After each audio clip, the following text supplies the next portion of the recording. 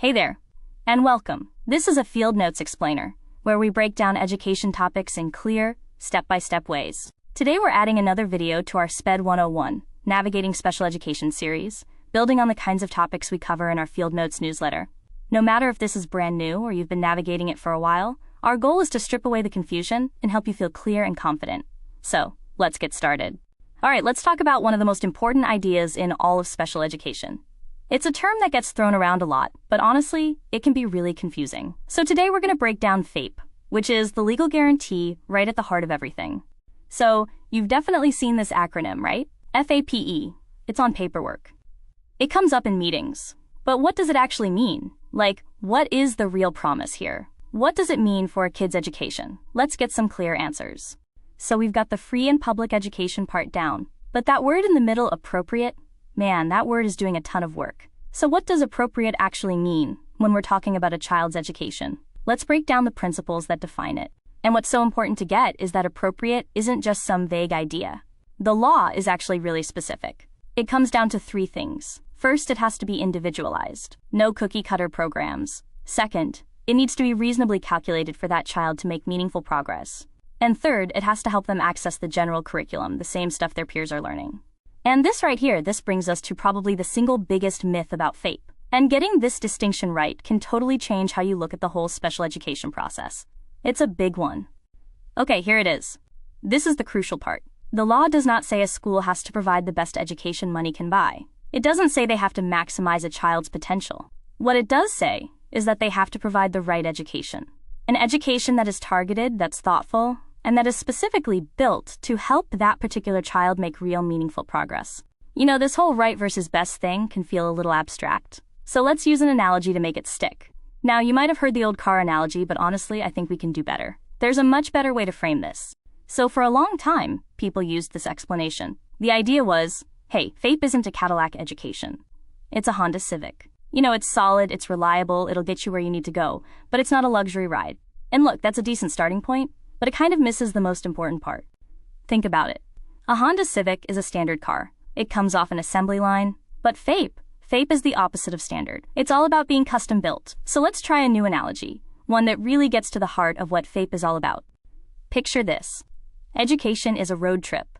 Right now, for some students, their road is different. It's got steep hills, sharp curves, maybe some unexpected terrain. FAPE isn't about giving every kid the same Honda Civic for that trip. No way. FAPE is about building them a customized vehicle, one that's perfectly to handle their specific road. Maybe it needs special tires for grip, or a super advanced GPS, or reinforced steering. It's all about giving them what they need to navigate their journey successfully. Alright, so we get the concept. But how does this actually play out in a school? I mean, what are the tools that take this big legal idea and make it real for a student day to day? First thing to remember is that FAPE itself isn't a program you sign up for. It's the standard. It's the North Star that every decision has to be pointed toward. The actual tool that's used to deliver on that standard is the IEP, the Individualized Education Program. And this thing is huge. It's the legally binding blueprint that spells out everything. The goals, the services, all of it. And here's a crucial tip. If it's not written down in the IEP, a school isn't legally required to do it. And then there's one more piece to the puzzle. FAPE has to be delivered in the least restrictive environment, or LRE. And all that means is that kids with disabilities should be learning right alongside their peers without disabilities whenever it's appropriate. So you see these three things, FAPE, the IEP, and LRE, they're all interconnected. They work as a team. So let's look under the hood of that custom vehicle. What does FAPE actually include? Well, it's basically two big things. You have special education, which is the specially designed teaching, and then you have related services. Those are all the supports that help a child actually benefit from the teaching. We're talking about things like speech therapy, occupational therapy, counseling, even transportation. And the whole point is these aren't random. They are specifically chosen because that child needs them to make progress. Now let's be real. Sometimes parents and schools disagree about whether FAPE is actually being provided. And when that happens, it is so important to know that you have rights and you have options. You're not stuck.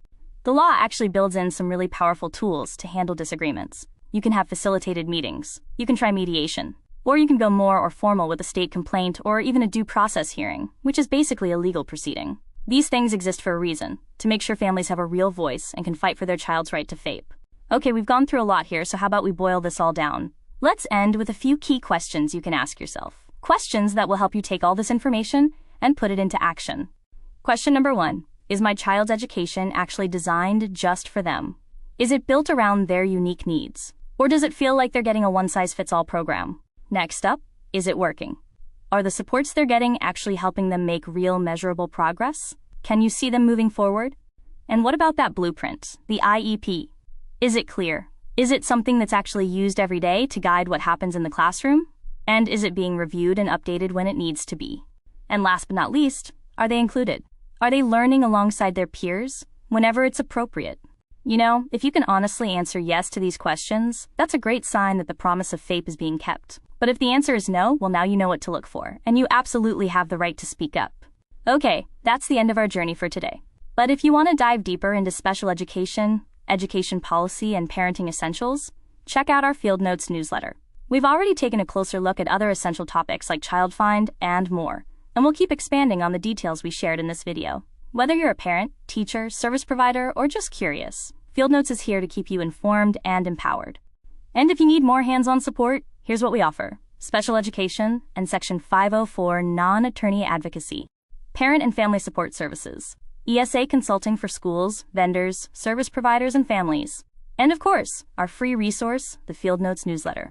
Learn more at Accessible-EducationTX.com and follow us on Facebook, Instagram, or YouTube. Stick with us, and we'll help you navigate special education with confidence and clarity every step of the way.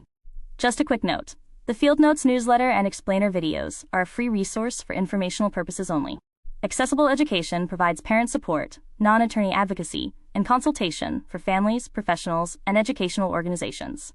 We don't provide legal advice, mental health services, or diagnostic testing. Parents can book a free 30-minute consultation anytime on our website,